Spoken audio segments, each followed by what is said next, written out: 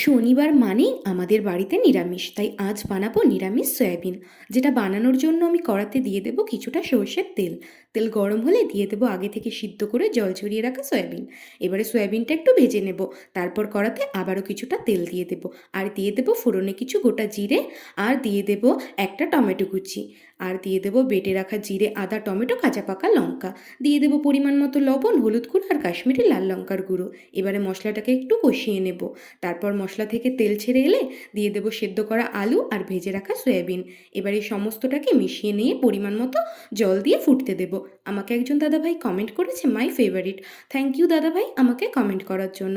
তো দেখো তরকারিটা ভালো করে ফুটে গেলে গরম মশলা দিয়ে নামিয়ে নেব। তো রেডি হয়ে গেল আমাদের নিরামিষ সয়াবিন। আমার ভিডিওগুলো যদি তোমাদের ভালো লেগে থাকে তাহলে প্লিজ একটা লাইক কমেন্ট করে দিও। আর যারা যারা আমার চ্যানেলে নতুন আছো তারা প্লিজ চ্যানেলটিকে সাবস্ক্রাইব করে দিও। তো আজকের মতো টাটা।